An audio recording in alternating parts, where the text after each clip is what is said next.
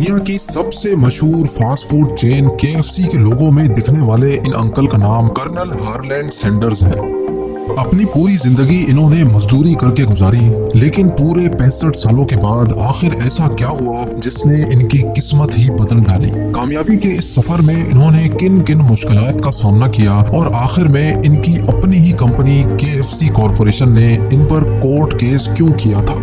नाजरीन, Harland Sanders 9 सितंबर 1890 को Indiana के शहर हेनरीविल के करीब एक छोटे से फार्म पर पैदा हुए। इनकी जिंदगी की सबसे पहली मुश्किल इनको सिर्फ 6 साल की एज में ही फेस करना पड़ी, और वो मुश्किल थी इनके वालिद का इंतकाल। क्योंकि ये अपने भाइयों में सबसे बड़े थे और इनकी माँ को पैसे कमाने के लिए सारा दिन घर से बाहर रहना पड़ता था। इसी वजह से हार्लैंड पर इतनी छोटी सी उम्र में ही अपने छोटे भाइयों को पालने की जिम्मेदारी आ चुकी थी, और सिर्फ 7 साल की उम्र में ही ये ब्रेड और वेजिटेबल्स पकाने के मास्टर हो चुके थे।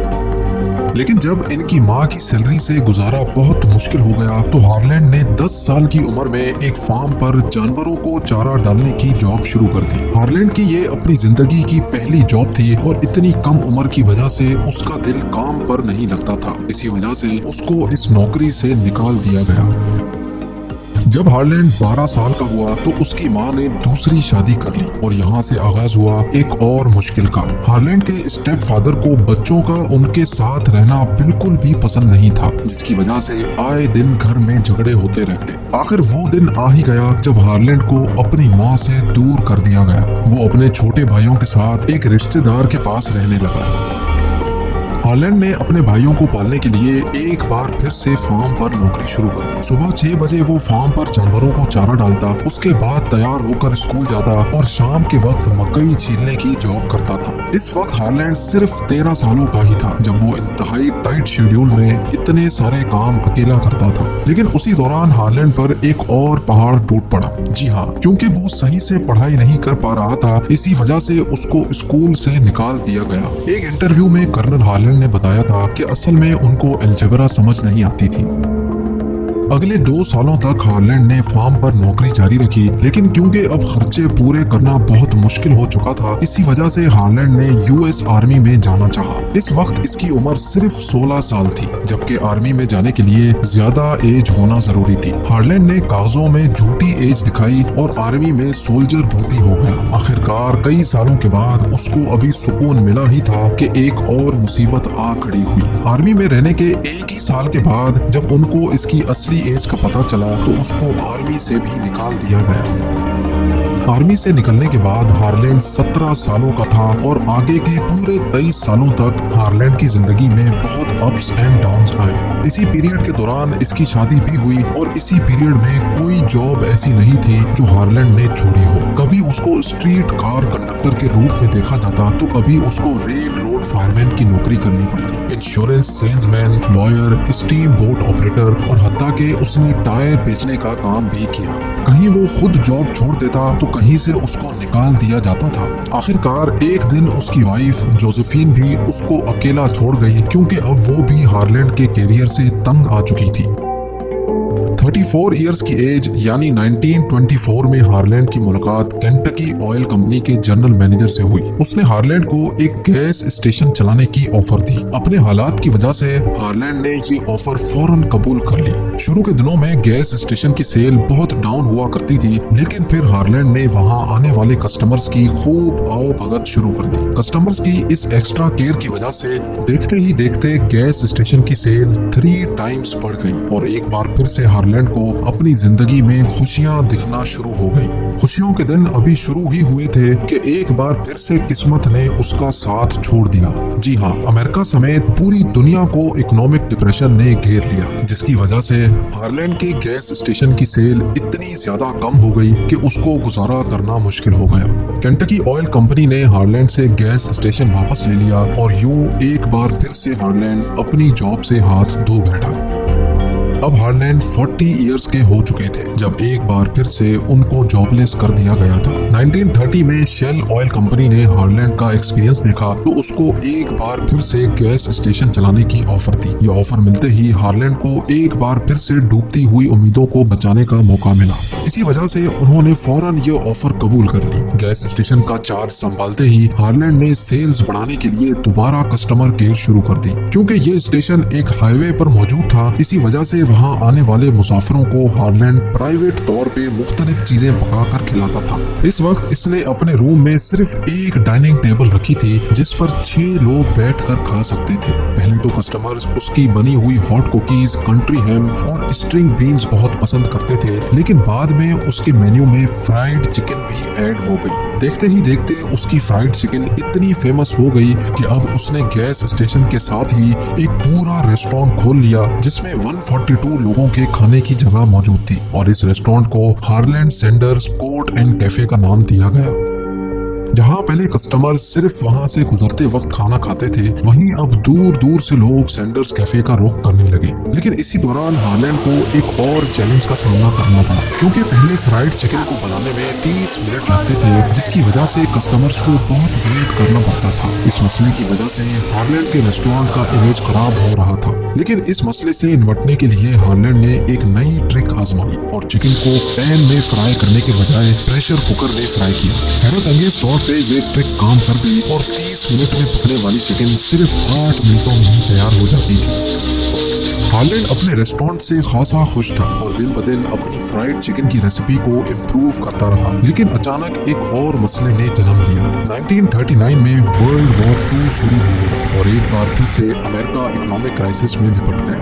इस क्राइसिस की वजह से हार्लैंड के रेस्टोरेंट पर कस्टमर्स का रश बहुत कम हो गया था और देखते ही देखते लोगों ने घरों से बाहर निकलना ही छोड़ दिया। हालात यहाँ तक पहुँच गए कि अब हार्लैंड को गुजारा करना मुश्किल हो गया। इसी वजह से 1942 में जब हार्लैंड 52 इयर्स के थे तब उन्होंने हार्लैंड सैंडर्स कैफे को ताला लगा लिया।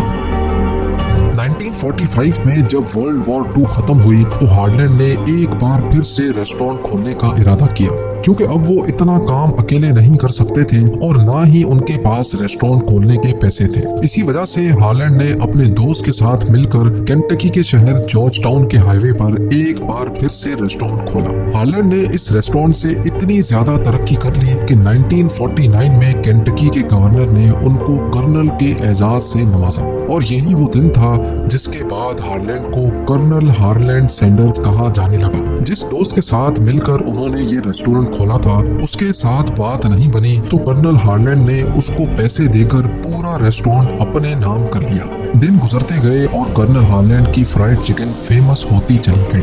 एक दिन कर्नल हार्लैंड को एक रियल एस्टेट एजेंट की कॉल आई जिसने उनको रेस्टोरेंट बेचने की बहुत अच्छी ऑफर दी। वो एजेंट कर्नल हार्लैंड का रेस्टोरेंट $1,64,000 में खरीदना चाहता था। वो एजेंट कई मर्तबा यही ऑफर देता रहा लेकिन कर्नल हार्लैंड किसी भी सूरत ना माने और यहीं एक और मुसीबत ने जन्म लिया। 6 महीनों के बाद गवर्नमेंट ने एक न्यू हाईवे प्रोजेक्ट लॉन्च किया जिसकी वजह से सारी ट्रैफिक यहाँ से बाईपास हो गई। अब कर्नल हार्लैंड के रेस्टोरेंट के सामने से 90% ट्रैफिक खत्म हो गई और ऐसे ही उनकी सेल्स भी 90% टूट गई। अब कर्नल हार्लैंड के पास और कोई ऑप्शन नहीं बचा था। जो एजेंट $1,64,000 की ऑफर दे रहा था वो अब $80,000 में भी खरीदने को राजी नहीं था। आखिरकार जैसे तैसे करके $75,000 में कर्नल हार्लैंड ने ये रेस्टोरेंट भी बेच दिया। इस वक्त कर्नल हार्लैंड की एज 65 थी और उनके पास सोशल सिक्योरिटी के $105 के अलावा कमाने का और कोई जरिया नहीं बचा था। जिंदगी में कई बार नाकामियां देखने के बाद 65 इयर्स की एज में कर्नल हार्लैंड को आइडिया आया कि क्यों ना अपनी फ्राइड चिकन रेसिपी को फ्रेंचाइज किया जाए, जिसके लिए उन्होंने अपनी रेसिपी को केंटकी फ्राइड चिकन के नाम से रजिस्टर करवाया। वो अपनी दूसरी बीवी क्लोडिया के साथ मिलकर अपनी कार में एक कुकर और चिकन के साथ अमेरिका के मुख्तलिफ रेस्टोरेंट्स विजिट करते, वहाँ उनको अपनी चिकन पकाकर खिलाते। अगर रेस्टोरेंट के मालिक को उनकी चिकन पसंद आती तो वो हाथों हाथ उनसे राइट्स खरीद देता था। हर एक चिकन पर कर्नल हार्लैंड को 4 सेंट्स दिए जाते थे। कर्नल हार्लैंड अपनी गाड़ी में घूमते गए और अपनी रेसिपी का नेटवर्क बढ़ाते चले गए। कर्नल हार्लैंड ने अपने इंटरव्यू में बताया कि कई बार उनको रातें भी अपनी गाड़ी में ही गुजारनी पड़ती थी। जहां उनकी रेसिपी सिर्फ केंटकी में फेमस थी, वहीं अब पूरे अमेरिका में कर्नल हार्लैंड सैंडर्स के नाम का चर्चा होने लगा। 8 सालों के बाद जब कर्नल हार्लैंड 73 इयर्स के हुए तो वो 600 से भी ज्यादा रेस्टोरेंट्स को अपनी चिकन की फ्रेंचाइज दे चुके थे। लेकिन अब चूंकि कर्नल हार्लैंड की एज बहुत ज्यादा हो चुकी थी और वो ये सब कुछ मैनेज नहीं कर पा रहे थे। इसी वजह से 1964 में कर्नल हार्लैंड ने KFC कॉर्पोरेशन केंटकी के एक बिजनेसमैन को $16.5 मिलियन में सेल कर दी, जो तकरीबन 1 अरब 24 करोड़ रुपए बनते हैं। लेकिन उस डील में ये तय पाया कि KFC के लोगों में हमेशा कर्नल हार्लैंड सैंडर्स की तस्वीर ही रहेगी और कर्नल हार्लैंड ही KFC की तरफ से टीवी इंटरव्यूज पे जाएंगे। यानी KFC चलाएगा कोई और, लेकिन उसका फेस कर्नल हार्लैंड सैंडर्स ही रहेगा, जिसके लिए कर्नल हार्लैंड को KFC की तरफ से $6,250 की सैलरी पे रखा गया। नाजरीन, आपको यह भी बताते चले कि जिस कंपनी ने KFC को कर्नल हार्लैंड से खरीदा था, बाद में उन्होंने रेसिपी को चेंज भी किया, जिस पर कर्नल हार्लैंड ने कंपनी को कोर्ट में सू कर दिया था। कर्नल हार्लैंड का मानना था कि जो रेसिपी मैंने बनाई ही नहीं है, उस पर मेरी फोटो लगाकर क्यों बेचा जा रहा है। इसी मसले को लेकर कर्नल हार्लैंड ने गुस्से में आकर अपनी बीवी क्लॉडिया सैंडर्स के नाम से शेल्बीविल में एक रेस्टोरेंट खोला, जहां पर ओरिजिनल KFC चिकन का मेन्यू रखा गया। लेकिन ये बात उनकी अपनी ही बनाई हुई कंपनी KFC कॉर्पोरेशन को बिल्कुल भी अच्छी नहीं लगी और उन्होंने कर्नल हार्लैंड सैंडर्स को कोर्ट में सू कर दिया। कोर्ट के फैसले में कहा गया कि कर्नल हार्लैंड इस रेस्टोरेंट को नहीं चला सकते। इसी वजह से उनको क्लॉडिया सैंडर्स कैफे बेचना पड़ गया। लेकिन आज भी वो restaurant Claudia Sanders dinner house के नाम से मौजूद है और ये दुनिया का वाहिद नॉन KFC रेस्टोरेंट है जहाँ पर KFC की ऑथराइज्ड फ्राइड चिकन सेल होती है। 90 इयर्स की एज में कर्नल हार्लैंड सैंडर्स की मुश्किल तरीन जिंदगी पर फुल स्टॉप लग गया।